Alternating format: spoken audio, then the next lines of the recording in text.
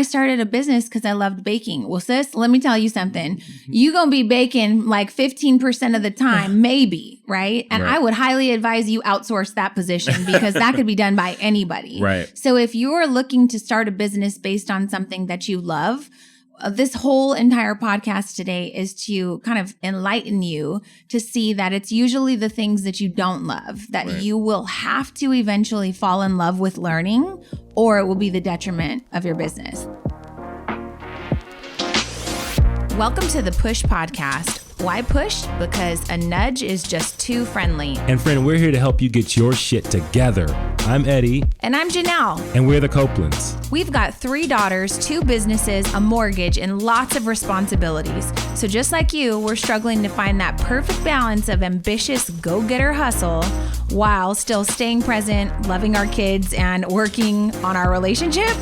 And doing the laundry, going to the grocery store. Oh, and don't forget being mindful. Yeah, all of the stuff. So if you're juggling all the things, but you're also trying to get to the next level, guess what? You're in the right place. So get ready to be pushed. Hey guys, welcome back to the Push Podcast. I'm Janelle. And I'm Eddie. Welcome back. And we've got a fun episode in store for you. And before we get in, right before we hit record, Eddie said, do you have a what in the world? What in the world? And I can't really think. I feel like we have what in the worlds all the time. Yeah. But here's but they involve other people that probably don't want to be outed. So here's the honest to God truth. We have so much to share and talk about, but we just don't know if we can talk about you guys. Like, because some people, you know, maybe people we work with, some people are family members, and we really want to talk about these amazing things because we know that they would also bring joy and laughter and lots of key learnings to your life, but we just don't know what the rule is for outing people. Yeah. So, I mean, do we tell the stories without saying any names? Like kind of change the identities of the people to protect them? To protect the innocent. Okay, so here's my what in the world then. I just want to know, have you ever been told a story that you thought was pretty funny, right? Yeah. You laughed and it was fine. And then you retell the story to someone, but they take it to a whole nother level. So that's my husband. The other night, I told him a story and he took it to like level 29. It was maybe probably a strong level 10 story. He took it to level 29, maybe even 37. And we laughed so hard. Jordan actually said yesterday, she goes, what the hell were you guys laughing about the other night? You were like children in your room and I was trying to sleep. And I go, your dad had me in tears. I couldn't stop crying. My pillowcase was soaked. And well, let me just can I give you my perspective? Have you ever been told a story and the person tells you kind of in a casual way, nonchalant way? You just think it's the absolutely most ridiculous thing you've ever heard in your life. And you think everyone involved should go to hell. Like everyone involved should be completely hellbound because it is so freaking outrageous. Okay. That's what happened to me the other night. Okay. Tell the people what happened. Here's the story.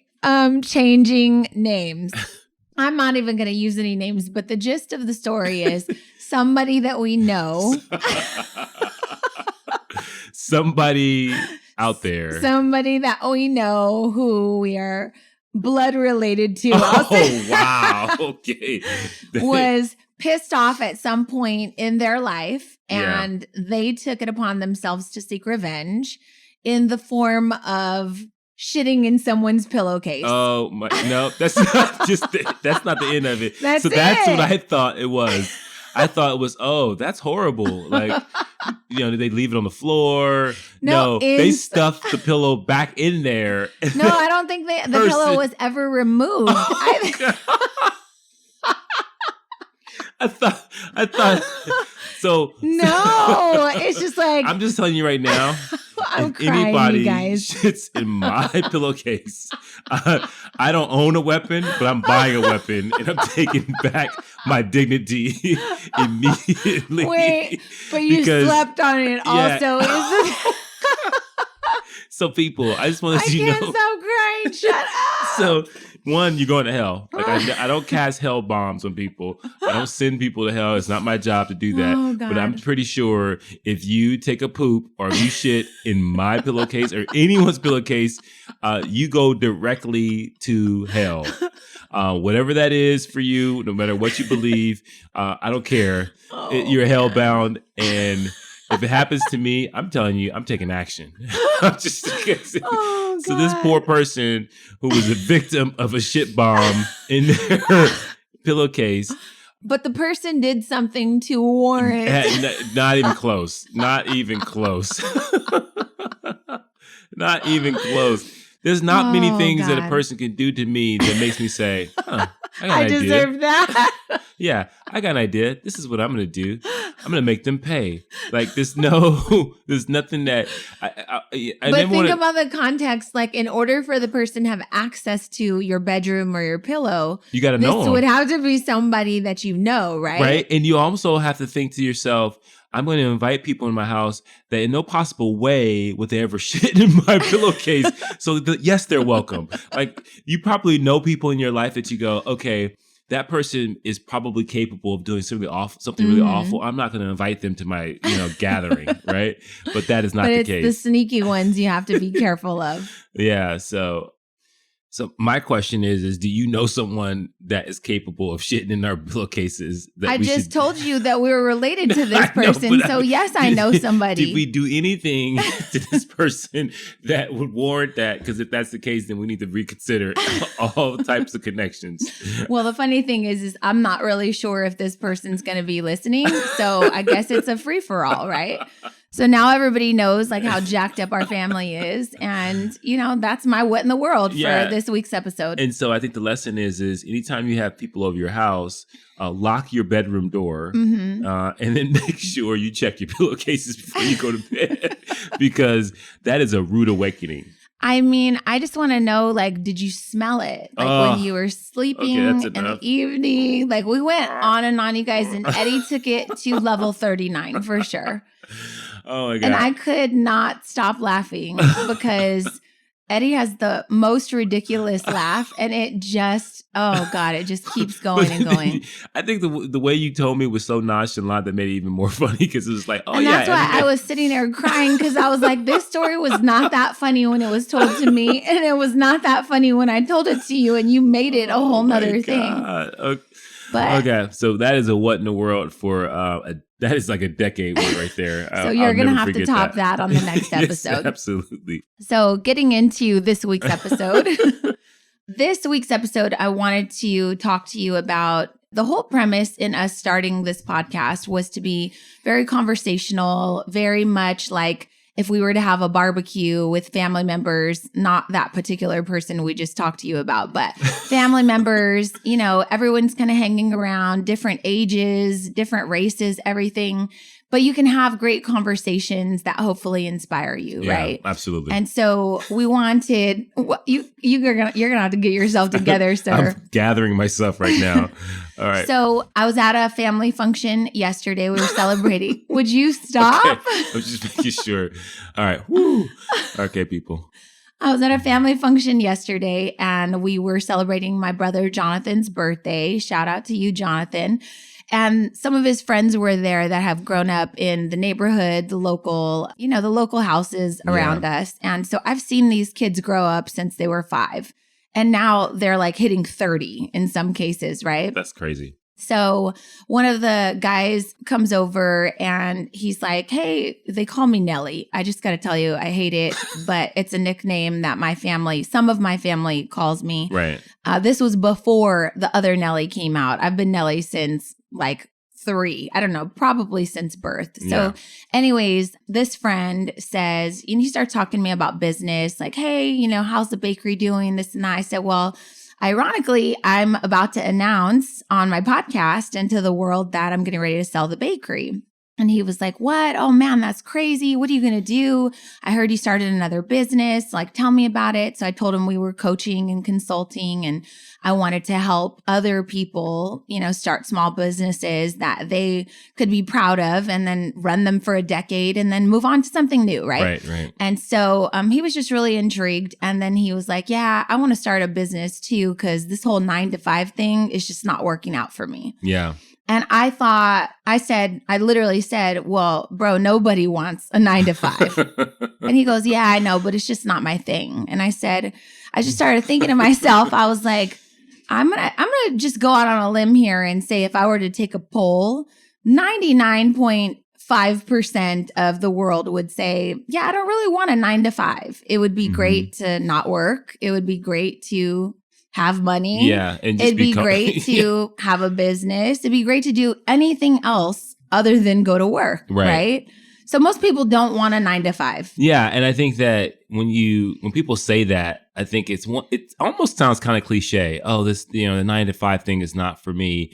Just because of the fact that you're right. Like, many people would rather have more control over their time, be able to spend time doing whatever they want, vacationing constantly. And when you think about 9-to-5 and being obligated to go somewhere, it may not sound very attractive. It definitely sounds more attractive to dream big and say, I want to have this wonderful business that I, have full control over.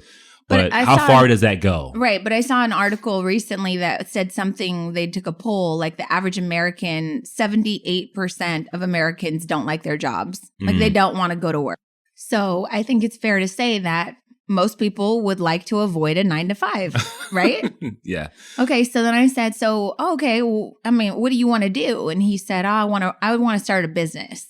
And I said, okay, that's cool. What kind of business? Like, what are your passions? What are you into? He's like, I'm not really sure, but I really like basically like barbering, right? Like, I like hair for men. Right. And I would like to build a business that would allow people to come and get like a manicure, a pedicure, a shave, get a fade, and then maybe the women could come too and get their hair done, braids, whatever. And then just, it's like a one-stop shop. And I said, okay, well, what do you know about the industry? Because that sounds like cosmetology. Right. And he's like, well, I want them to get a massage too, like a facial. I said, okay, that's more like spa industry, right? Mm-hmm. So I would suggest like you start researching that. Like, that sounds like maybe you'd want to get into, I said, spend some money and look on the internet and see where there are some spa conventions or conferences or maybe some cosmetology conferences. There's always trade shows. And I think that these industries need to be industries that if this is something you want to pursue, you need to learn a lot about, right? So that's where I would say start there. Yeah. And what was his response? He was like, oh, yeah, that's a good idea. Right. And if you say, and not to say that you're going to doubt this person, but would you say they're going to go out and do that? I don't know. Right. And so what I saw, though, what I caught myself doing was I remembered the first time that I had told somebody, oh, I'm going to open a bakery. Right. And I remember looking in hindsight how ridiculous it sounded to this person because I didn't know anything about owning a bakery. I had never worked in a food industry. I didn't know anything about mass production of cakes, like anything like that. So this woman recommended, she said, well, I recommend, she asked me, why do you want to open a bakery? I said, have you seen my work? I'm really good. Mm-hmm. We were already in the motions at this point, right? But she said, you might want to read this book. It's called The E-Myth. Mm-hmm. And so I said, okay, well, I got the vibe from her that she didn't really think I was going to do it. But can I want to just backtrack a little bit, right? You're talking to someone about opening up a bakery and you're already in it. Like you are already in. Okay. So the girls were 4, 6, and 8. Right. They were in gymnastics. We had just lost our jobs. Yeah. We had just kind of started doing research for the bakery. We had a couple of cake orders under our belts. We had named the business, registered it, trademarked it. But did I know everything I needed to know? No. Not necessarily, right? Right. But I remember this woman at the gymnastics studio. I was in conversation talking to her. I can't remember her name. And she meant well. She was a professional working woman who, did well for herself. or for herself. And she said, I recommend you get this book before you make any big decisions. And I thought, well, she doesn't even know I'm already in the works, of making all these decisions. The ball's already rolling.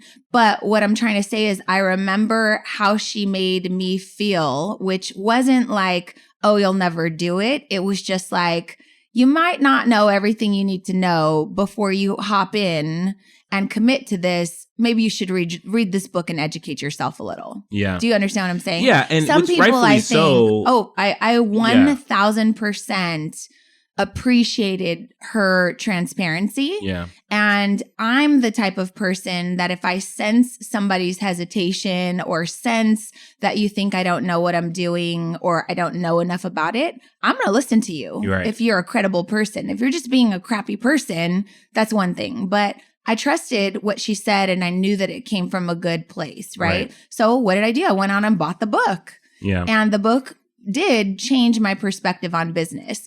The principle of the E-Myth is basically saying that just because you're good at something doesn't mean you'll make a good business owner doing that thing. It means you're a good technician at whatever that is, right? So if you're a good barber, you might just be a good barber. That doesn't mean that you'll know how to handle the day-to-day logistics or standard operating procedures or possess the leadership skills and qualities that a good leader needs to possess in order to lead another team of barbers, right? Yeah. And I think that that's where people get stuck and they get trapped into the dream world of, oh, I would love to do this and that would be so great, is because there's a very big difference between, hey, dreaming something in your head in the perfect scenario and then actually being in that industry and immersing yourself in it and knowing the ins and outs and knowing what may be required from you in order to do this work. It's very, very different. And then the key thing also is that even if you're in that industry, even if you are already doing that work, because you're good at it doesn't mean you're going to be a good business owner and entrepreneur. Abso-freaking-lutely. And I think right now in 2020, entrepreneurship is so romanticized. It's so sexy. Yeah. And so everything you see is about being your own business owner. And that is great. However, that comes at a huge cost. And I think that is where people really get stuck. And I could tell you that I would probably say that 97% of people that I talk to that tell me they want to do something, especially something audacious, they like never starting a business. And let's just say if I have the opportunity, if it's something that I can understand and I give them some suggestions, 97% of the time they don't even take one thing and run with it. Like they don't do, and they may be in like infant stages of like just dreaming it, but they never make it a plan or a target because it actually feels better just to dream. Sometimes there's a bit of satisfaction that happens by just talking about it. Right. And then what happens is they're so satisfied and they're so pacified by the fact that they talked about it to someone else that they never even act on it because they already got the feeling that the accomplished may even feel like. It kind of goes back to when we talked to our students about the lemon, right? If you visualize having a lemon, if you close your eyes and all this kind of stuff, your mind and your body starts to respond to as if the lemon was there. You start to pucker up. You start to feel like the feeling of sour. And I think that's what happens sometimes when people have dreams. So every time someone talks to me, I go, I wonder if this feels better than actually doing the work to try to accomplish it. Yeah. I mean, I think that's a huge thing. And I have seen many people in conversation talk about like, oh yeah, I'm going to start this business. I've got this cool business idea. And sometimes you can tell like, maybe you're just doing this because you think that this is the conversation that I want to have because I have a business, right? Maybe you actually do want to start this business, but do you have what's required to actually move forward with the dream? Right. And maybe it's just like you said, just to kind of hear yourself talk, right? So I'm not really sure where this particular person was coming from, but I'm going to assume that this is a dream that you want to bring to life. And so it's not really my decision or my opinion. I shouldn't use my opinion to sway you one way or the other, but I can share some perspectives, right? So I said, well, I really think that the first thing you need to do is you need to learn about the industry. So that sounds to me like it's cosmetology. It sounds to me like you might want to go to some conferences or seminars or something to learn a little bit more about cosmetology.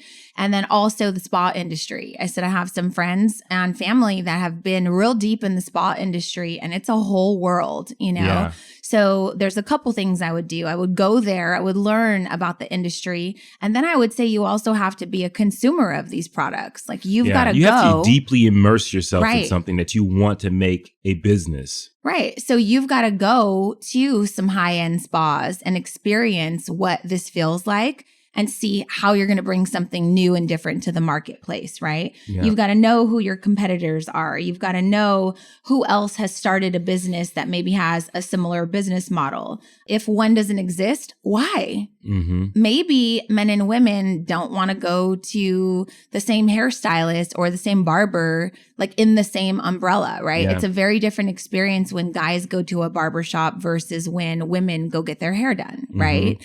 I know the place I go, she likes to serve champagne and like it's just a different upscale experience. Right. I don't know that I want to hear a bunch of guys having barbershop conversations while I'm getting a facial or preparing to get a massage or something. Right. I don't know if I want a guy in my steam room or whatever the vision is, right? You see what I'm saying?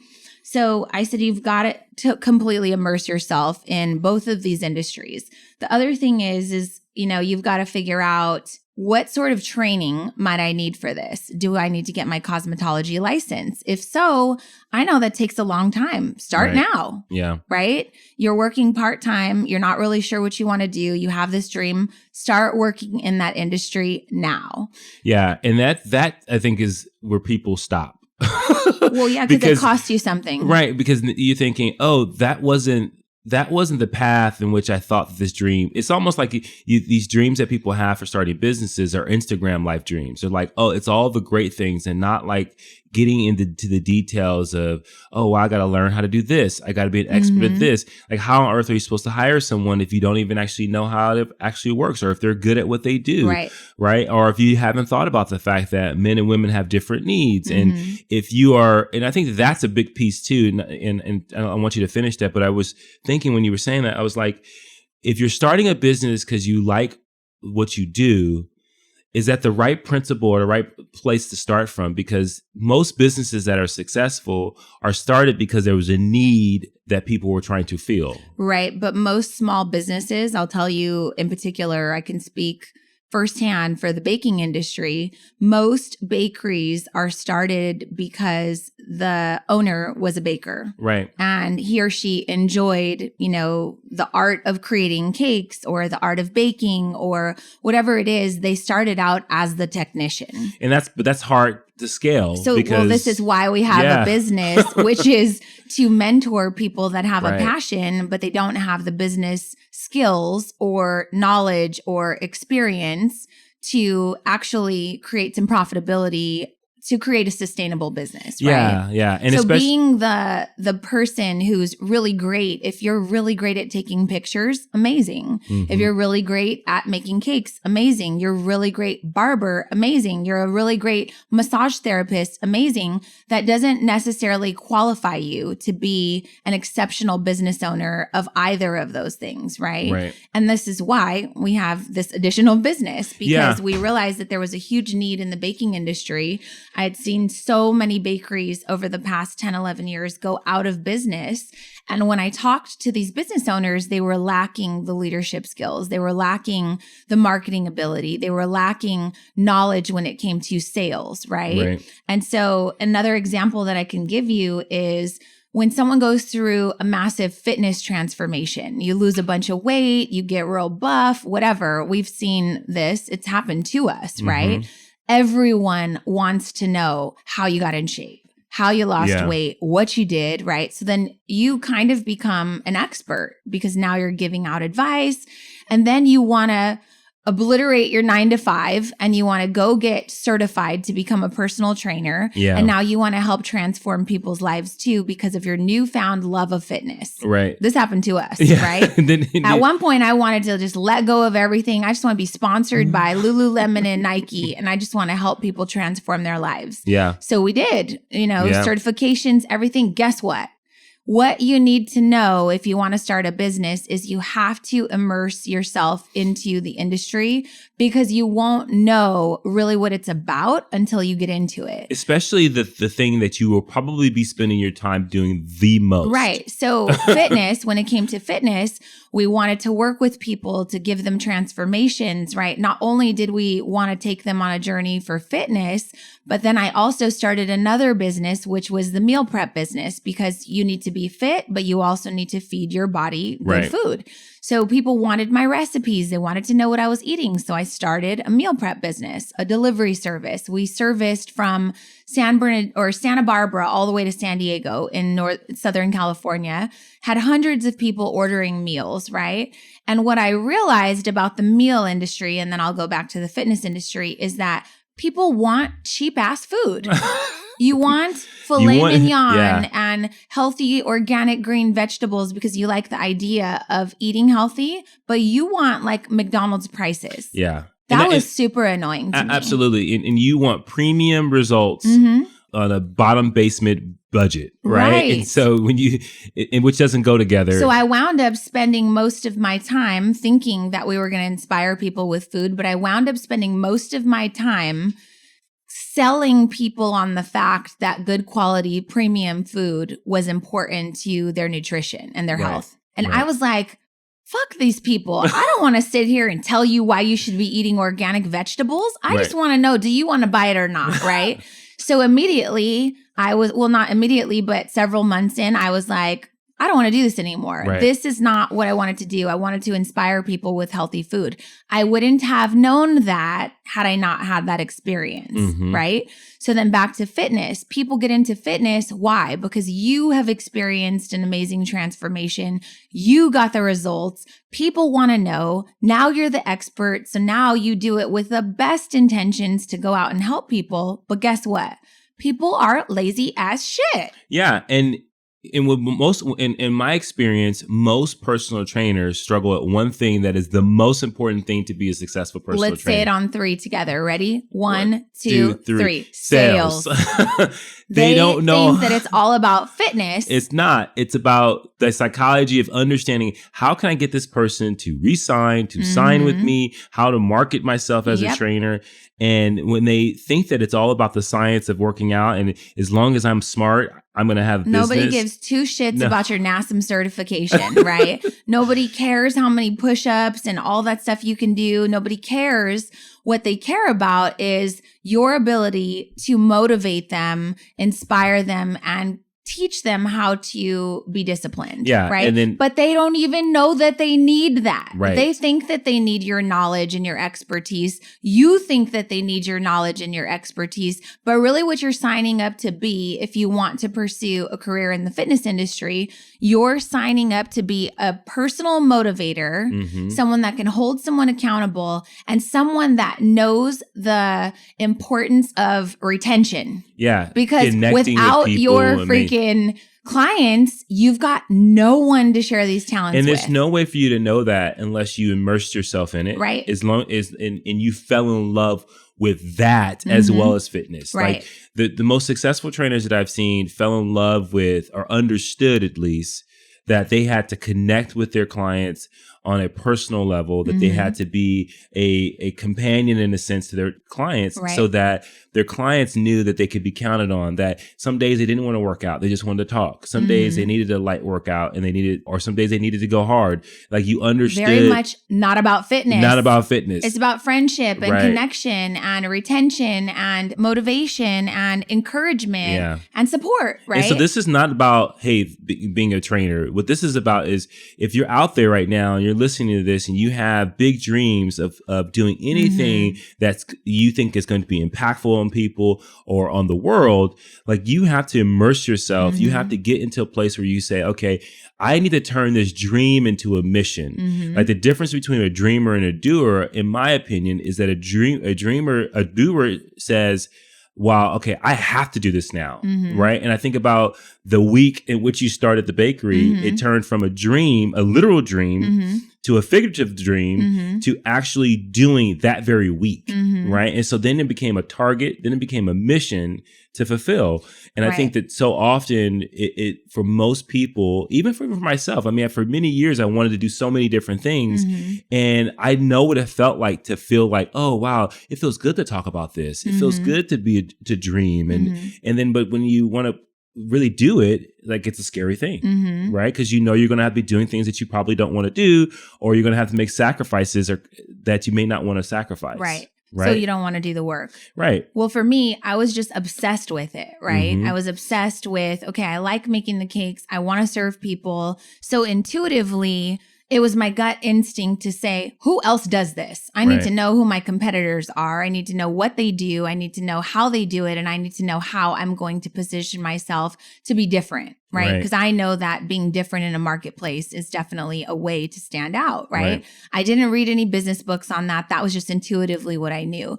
Then couple it with some resistance from this woman at gymnastics who said, well, you might want to read this book.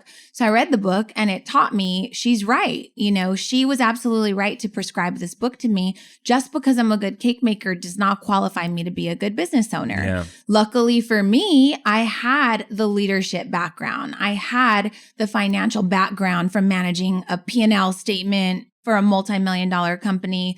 Luckily for me, I had that experience, but the book highly changed my perspective of what was going to be required. And then I wound up shifting my perspective of what I was excited about. I was excited that I got to leverage those skills that I already had, right? So it was like another box I got to check off of the qualification for, I feel like there should be some sort of application process for becoming a business owner. So I could now check off, you know, the leadership ability. I could check off the financial aspect. I could check off the managing a profit and loss statement, or knowing how to market a business, or I knew how to sell my face off. I could check that box off, right? I knew how to hire and train and motivate employees. I knew about standard operating procedures. But the book helped me realize that there was more to owning a business than just baking. Yeah. And I think that what you are describing and what we know to be true is that once you accomplish that, and you have to know this because this is so important, that the thing that you are good at, the reason why you started it, you do the least, right? And so you start to look at your daily work as an entrepreneur, and 85% of the time you're doing the things you have to do so that you can do the things you want to do. Right, which became a huge teaching point for us with our students. So one thing I like to share with everyone is like, I got into it because I loved and enjoyed baking and the art. I really didn't care so much for the baking. I knew that was a step that had to be done, but I really loved the art of it. So I loved creating. I loved making. I'd always been creative. When I now had bills to pay, bakery to pay, customers to bring into the bakery, employees to manage, I quickly shifted to falling in love with creating standard operating procedures. Then I quickly fell in love with networking and marketing because I needed to bring people in. No one knew that we were there. Then I quickly fell in love with employee development, right? Because I knew that if my employees were not properly trained, it didn't matter how much time and effort I spent outside of the bakery trying to bring them in. If we couldn't close them, it wouldn't matter, right? And so then I fell in love with sales, right? And everything you just list is never part of the dream. Never. No one says that. You don't say, oh, I want to open up a spa, but you know, I know within that I'm going to have to, like, you may know from like a conscious level if you start really breaking it down, but within your dream, when you're dreaming it, you just see this beautiful place that you've created out of thin air. And not knowing that you're in there grinding away at all these different things that you didn't even think were going to be a part of it. Well, this is a huge struggle for a lot of our students because when we tell them this, they literally want to cry. Yeah, I started a business because I loved baking. Well, sis, let me tell you something. You're going to be baking like 15% of the time, maybe, right? And I would highly advise you outsource that position because that could be done by anybody. So if you're looking to start a business based on something that you love, this whole entire podcast today is to kind of enlighten you to see that it's usually the things that you don't love that you will have to eventually fall in love with learning, or it will be the detriment of your business. Yeah. And I think that it's definitely possible. Like if your ultimate goal or your dream is to create something, to build something, to to be an entrepreneur or to maybe even advance in your career somewhere, like you are going to have to fall in love with the process in which what's required for you, whatever I'm trying to say. It's required that there are certain processes that you have to go through, that you have to endure, that you have to fall in love with, that you have to become obsessed with, that you find this energy to do it every single day so that you can reap the fruits and the benefits of achieving that dream, that goal. I think that is so important. And because I don't know of any profession where you spend most of your time like in the thing you love, right? Unless it's acting. And I think even that, you're probably spending more of your time memorizing your lines and rehearsing than you actually are showing up, performing. Yeah. Absolutely. You're probably being told no in more auditions than you are being told 100%, yes. Yeah. So this is the perspective shift we're wanting you to have. Whatever it is that you want to do, there's going to be a requirement of an investment. Right. And it's usually not going to feel good, right? It's usually not going to be the thing you sign up for. And we tell the girls all the time, like, you don't get to reap the benefits of an applause from an audience unless you're willing to endure all of the no's and the rejections in an audition. And so that's the same, you guys, in business. Like, you don't get to turn your nose up to a 9-to-5 and pursue a business unless you're willing to start today and immerse yourself into whatever it is you think you might want to do. Right. Start going to the conferences, start taking the online courses, start finding a mentor, start working in a barbershop, start interning in a bakery, start, if you want to be in the fitness industry, start identifying who the top performing fitness industry experts are. And I'll give you a little hint. The ones that look like they're killing it on Instagram are usually the ones that are not really killing it in profitability. Yeah. So just because you're winning on Instagram and you have this ridiculous following, you could very well still be scraping by with your bank account. Right. And it's interesting to find, because I think that the more and more we go to different conferences and we expose ourselves to different people and that are outside of the industry that we're in, we find that there are so many little niches of businesses that actually the place where people make their money. So they show up one way on Instagram as this, but they actually make their money in something related, but something that's very small that you didn't even think that was the case, right? And so you may be in fitness, but what you do is you actually write workout plans for certain people, and you're kind of in the back shadows, right? Yep. And so all those different things you have to keep in mind, and the only way you find out the business within the business where the profit is you got to immerse yourself. You got to go to the places where other people are, and you got to learn how they have monetized what they're doing. And I think that's the day today in 2020. What I'm seeing is that you see a lot of things that look like there's money in, but there's no monetization there. It's just exposure. And so don't be fooled by the applause, thinking that the applause comes with profitability. It's sometimes the things that you're doing behind the scenes that actually where the money is. Yeah. And to kind of piggyback on that, when I decided that I wanted to pursue this baking business, I immediately signed up for a baking conference, right? Yeah. It was called ISIS. It's a cake decorating show. You can go, you can take classes. There's thousands of bakers that go. They spend tons of money to go, right? And what I realized is there were people that I was meeting and connecting with, and they were like fangirling over, oh my God, do you know who that is? And they were like obsessed with some of these really amazing world-renowned sugar artists. And then when I asked like, oh, do you have a bakery? They were like, oh no, I teach classes. You teach classes? Not that there's anything wrong with that, but like, how do you make money then? Like, what's your steady flow of income? And I remember like being the black sheep of the group because I was like, I don't really want to worship her because I'm not even sure how she funds this whole, like, how does she do this? Right. So I remember one woman that everyone thought was just so amazing. I had an opportunity to talk to her and I was like, you don't have a bakery. Like, if you don't mind me, like, how do you generate consistent cash flow? And she's like, well, I don't really need to, my husband does well and I'm a stay-at-home mom. And immediately I was like, is this how this industry works? Like, literally, I was like, I'm trying to make money. I have a family to support. Right. Like, I'm, I'm leaving a 6-figure corporate career to pursue something that I think could potentially be profitable. Right. And as I was peeling back the layers, I was like, these people are not making any money. And that became one of the reasons why it wasn't important to me to network in the baking industry. That's huge. Yeah. And this is something I need for you if you're listening and you're really into whatever industry you're into, but particularly for bakers. This is why I'm not friends with a lot of bakers. I started networking with friends that I knew that were really killing it in their photography business or their real estate business or whatever other kind of business. Those became my network of go-to friends because I knew that they would give me the perspective of a business owner, not a baker. Right, right. And that was huge for me. The other thing is if you're looking to start a business, we keep talking about this immersion. What does that mean? Well, we said many times, take the online course, find the mentor, find the people who are doing well in the industry, but really start with the basics. Like I remember I was like, I can't be a bakery owner unless I have a pastry degree, right? Like I'm not a pastry chef. So I went and I applied for Le Cordon Bleu as a pastry school. Luckily for me, I was declined.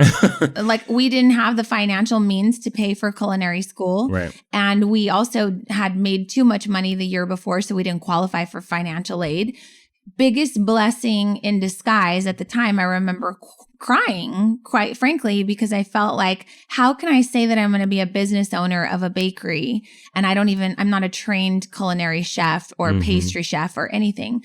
It was the biggest blessing, you guys, because over the next year or so, as the bakery was unfolding and developing, I knew because of my leadership and my management experience, I knew how to vet the proper candidates and how to hire really qualified people and how to be okay saying, I need to know that you know how to do everything that I don't know how to do. Right. I need you to come on and be the expert.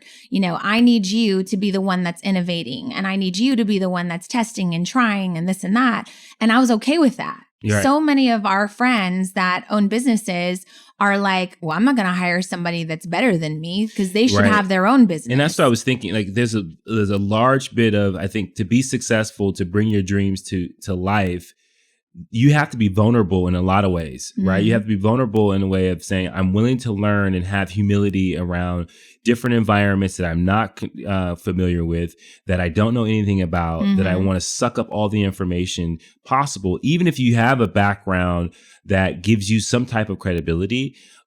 And I think that is what, like, I run into sometimes. Like, I feel like I have a background that has really great credibility. And then when we go to different events, there's time I have to like really be humble and say, I don't know anything here. Yeah, I know nothing about online marketing. Yeah, I know nothing about online marketing. And so I need to be a sponge, which quite frankly, you can get out of that. Like you can get to a place where you are kind of the expert. You kind of have all the information. You're the know-it-all. You are the know-it-all. And so being in a place where you say, okay, I have to bring that back. If I really want to bring something to life, I have to go back to being the student, which you should always be. But I think in these situations, you really want to be purposeful around that. And I think when you have that vulnerability and when you have that humility, that's when you can really start to learn and suck up. When you talk about immersing yourself, is letting all these things in and not trying to use your old knowledge to think that it's going to help you, just to say, okay, that's in the background. Let me just take in this new stuff. And I think that to me, I think is a big piece, especially if you're an expert in that. So if you're a baker or if you're in the hair business or if you're a photographer and you're trying to make it a full-fledged business, thinking that your expertise is going to carry you is a mistake. Right. But I will say I would say start with the expertise. So if in this case, my friend who says that he wants to start a spa, salon, barbershop, all that stuff, I would say then you need to go to cosmetology school. Yeah. You need to become a barber. You need to see what it's like to become an esthetician and do facials and see what it's like to work with people who are really amazing that give facials. And or study the hell out of it. Yeah. And say, I just want to own it. I want to hire people. Right. Right. Then you got to work on leadership skills then. And so I think that leads me into the next thing, which is the most important thing in being a business owner, I believe, is your mindset. And so really starting now, while you don't have a lease signed, while you don't have the capital saved, while you don't have anything except the dream, you got to start with your mindset, because I just think you have to work on yourself. So for example, like if you're a freaker outer, we have a lot of freaker outers, right? And you probably freak out at the thought of, let's just take it back to the bakery example, right? We were talking to a student yesterday and I was like, what would you do if you dropped or destroyed a 5-tier wedding cake, right? Remember, she was like, I would literally die. I would crumble and die. And I was like, okay, first of all, you can never say that again. You're not going to crumble and die. But if that's your mindset, we have to work on that because that's a problem. Let me tell you how many cakes, unfortunately, didn't make it to the delivery, right? Look at me, still living, still surviving a bad Yelp review, still surviving, an angry bride, figuring out how to make it work. Like that's just what you do. That's what's required. And her humility was there where she was able to take that in. She was like, oh my God. And instantly see that there's other options other than crumbling. And so mindset shifts are really powerful because they can happen like that. Right. They can happen with the right conversation. And she was so great about it. Not even for business. She was just like, I've got to get this under control. What is my initial reaction when I think of some adversity or a challenge or something catastrophic? My first reaction is, I'm not going to survive this. But you know what's that's so powerful? Because so often when people share with me, oh, I want to do this, I want to do that, and I want to do this, and I share with them what I know to be true about what's required, instead of them saying that, like, I got to get this together, they go, oh, I don't know if I could do that. Right. Oh, I don't know. Well, that's how you know it's going to be a dreamer, not a doer. Yeah. Oh, I can't. I got to get up early. Oh, I got to do this. Oh, you may have to, if you want to start this business, you may have to start getting up at 5 a.m. I love to sleep in. I can't do that. Yeah. Well, you may value your comfort more than you value your dream. The dysfunction of comfort. Right. There it is again. And then the other thing about mindset is like, another example is if you feel like you have this disposition, like the world's against you all the time, and you find yourself saying things like, oh, can I just get a break? Right. Then you're probably the kind of person that's praying her problems away, not necessarily facing them head on. Right. And so I can tell you in the business world, you'll be dealing with constant issues, constant uncertainty. Everything from sales. Sales are not always consistent. Right. So you may have a really great, strong out of the gates grand opening month. And then guess what? Second, third, and fourth month, you're like, why is no one coming in? Right. Yep. And then you're a victim, right? You may have employees that you thought were really good, but maybe your interviewing skills weren't that great and you weren't able to properly vet the right employees. So then they wind up not working out and you start to say really stupid things like, oh, this generation, they just don't understand what hard work means. There are no good employees out there. Well, not true, but your mindset is going to convince you otherwise. Yeah. Right? And if you can't get to a place where you're energized and excited about those opportunities to figure them out, to conquer them, then you have to ask yourself, do I have what it takes right now?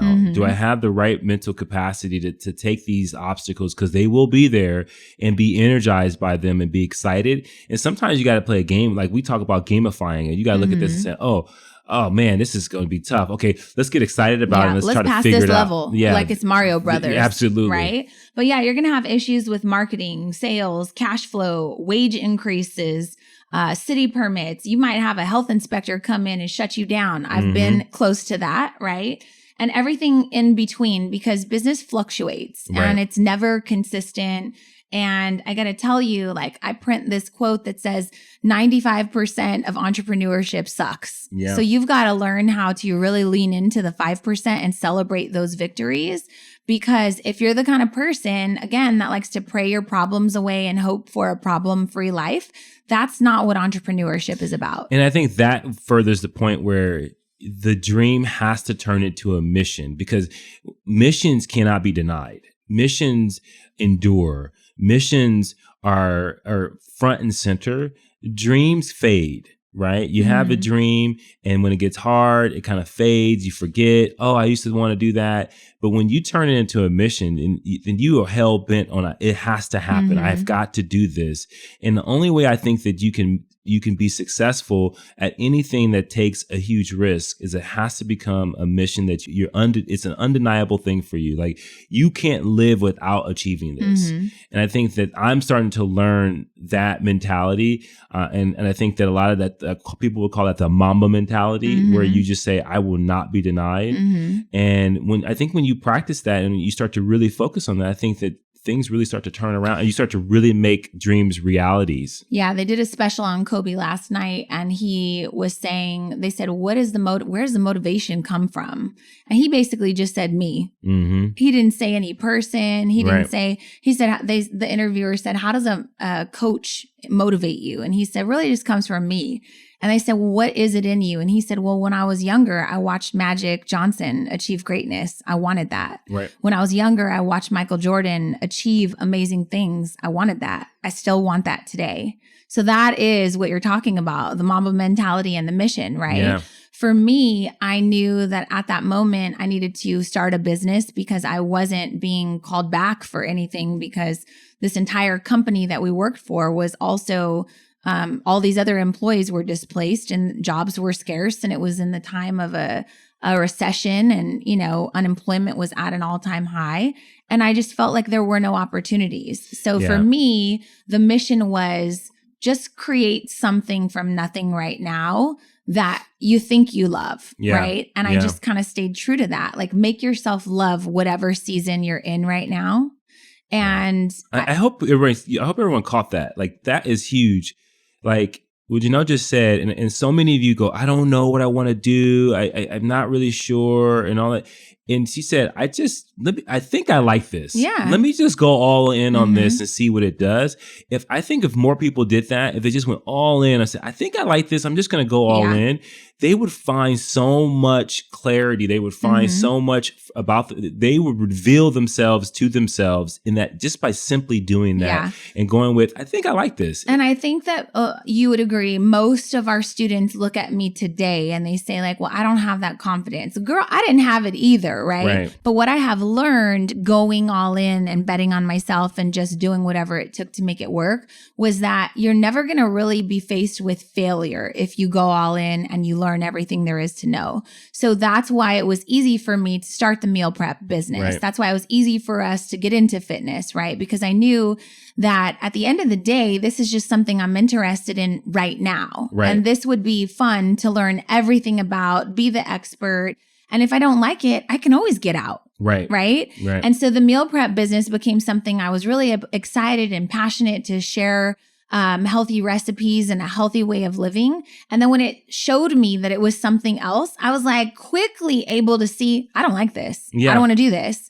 And I didn't have any attachments to, well, this is my baby and people are depending on me and, we have hundreds and hundreds of customers and people will be disappointed. No, I don't want to do this. Well, someone was telling me this doesn't make me happy anymore, which leads me to, if you missed the last episode, my announcement of I am selling the bakery. That's going to come as a shock to a lot of people, but I can tell you I'm happier than I've ever been, not because I'm like good riddance, I'm done with this business, but I finished it. That season is over. I did everything I was supposed to do in that business. I learned about the marketing. I learned about the leadership. I learned about community outreach. I learned how to generate millions of dollars with baked goods. I learned how to factor in profitability, all of those things, right? And now I can say without any certainty or without any doubt that chapter is done. Yeah. And I can tell you again that whatever we're working on right now is probably not going to be the thing that I'm doing when I'm 50 or 60. And that is okay. Absolutely. So back to my friend, if you do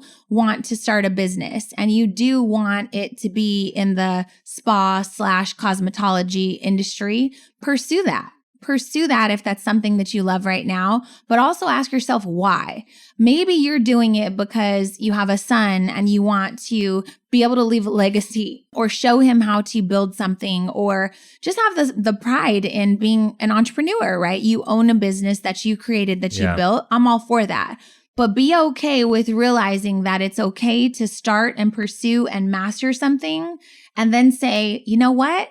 this isn't really generating the type of revenue that I want to live the lifestyle that I want to live. So I'm going to move on now because now I've got all these stepping stones and building blocks for starting a business. And now I've got experience under my belt and some confidence. Now I'm going to go in a different direction. Yeah. And I think you kind of said it really quickly, master it. You got to go all in. Right. You can't half-ass it. You can't say, oh, I want to tiptoe around this. I've been thinking about doing this and just kind of, moseying it around, Googling certain things from time to time. They'll go all in. And I'm telling you, what Janelle just said is so important. You're going to gather so many tools, so many skills, so many attributes, so many competencies that when you go to the next thing, because that thing wasn't enough or it led you to something else, you're going to take all those tools with you. Yep. Right. And then when you do, you're going to speed up your ability to scale something really quickly because of what you've gone through and what you were able to accomplish in the thing that you thought you wanted to do before. Right. And this is one thing I would say it was 2015, maybe. This was when we started looking into like teaching and mentoring because I was getting inundated with people that were asking like, hey, can you help me? How did you start your business? Blah, blah, blah. I started reading books, and one of the books, one of the quotes, it was from Darren Hardy. And I remember reading this and crying. And he said, you will be directly compensated in proportion to the problem that your business solves. So for example, if you want to get into, the plumbing industry and you want to be a person who has a small mom and pop plumbing business, then you're going to be compensated directly in proportion to the problem that you solve. So if the problem you're solving is backed up toilets, then you got to be really good at that. But know that there's a cap to earning based on the problem that you're solving, right? Yeah. And conversely, if you want to be a plumber, but you want to be in commercial plumbing and you want to start securing deals with clients who are building out hotels who need plumbing for 592 rooms in a new construction site, you will be compensated as a plumber who owns a commercial business should be compensated. Does that make sense? 100%. So for me, at the time, I was like, wait a second, I'm trying to save college money and I'm trying to take our business or our family to the next level financially. I am only going to be compensated in direct proportion to the problem that my business is solving. And so unless I create a bigger problem for my local community members, the problem of solving, what should I eat for dessert? That's not a very big problem. So I got to create some bigger problems. Yeah. That was a huge shift for me in 2015. So going back to when I say it's okay to go all in on something and then realize that at that season in your life, all you can do is just think, the previous season for all the lessons and learnings and experience and confidence. And then you confidently pivot and you go to the next thing. Yeah. So I think that's really important because some people that we're coaching right now, like Andrea Fenton, she's been in the baking industry for 12 years. She's getting ready to pivot. I can feel it. She wants to do something different. And that's good. But you also need to respect the fact that everything for the last 12 years built that confidence, built that experience. Now you get to happily take that into the next season. Absolutely. Right? And you get to solve a bigger problem or you get to create a bigger problem with some type of innovation. If you take your plumber example and you say, I'm going to create a system in which you use half the water that a normal 90-floor building would use or whatever the scale is, and this is going to change the industry. You've just created a wonderful problem that people want to now take advantage of, similar to the iPhone. Like I didn't know that I wanted to be able to have everything in front of me at one time. That created a problem. So, with that said, I think that one of the key things is to keep in mind that if you have these dreams and you want to take something from nothing, you've got to create a mission. You've got to make sure that you have like very specific plans in which you do that. You immerse yourself into it. And you know that there are going to be things that you're going to have to fall in love with that's part of the process that you may not be anticipating, but you have to be open and willing to take on. Yep. And then you also have to be very vulnerable in making sure that you're willing to learn things that may make you uncomfortable, that you may learn from people that you never thought you would learn from because they have the answers that you need. Don't have a chip on your shoulder. I'll tell you, if I did, then I wouldn't have adhered to half of the business recommendations that were given to me. I wouldn't have read the books when someone was doubting me. I wouldn't have learned all of the lessons when I saw someone's apprehension for me starting a business, right? And I guess if we summed all this up, the title of this would be, don't quit your damn day job. Like, just don't quit, right? So when someone tells you quit your job and start a business, I'll tell you there's a lot more to it. And I want to be encouraging because I do think that people have these gifts and talents and treasures that should be shared with the world. I also want to give you a very real perspective of what it's going to cost you to invest in that dream. And I want to encourage you to pursue that dream, but also do it with an open mind, knowing that just because you say that you want something, it's not going to be easy. That's not how God works. That's not how the universe works. You have to go through the challenges in order to be able to build the resilience to get through the times that are not so great. So I hope this episode served you. Thank you guys so much for listening. If you got any great nuggets from this, please take the time to rate and review this podcast. That helps us. Because I'm telling you, we go through all of those reviews. We see what you guys like, what sticks with you, what resonates with you, and it helps us develop better content. So please don't listen to this podcast passively. I know you probably are. Maybe you've got your earbuds on. Maybe you are commuting. But when you get a moment, please take the time to let us know what you liked, what you took from this. And we can't wait to see you in the next episode. Thanks, guys. See you later. Thank you for listening to the Push Podcast.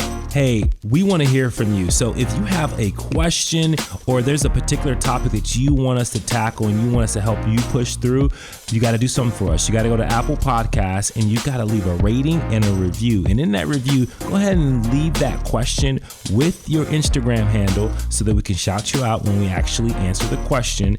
And we'll talk about that on the podcast and make sure that, hey, this particular podcast is made for you. So leave a rating, leave a review, leave your handle, and until next time, push through.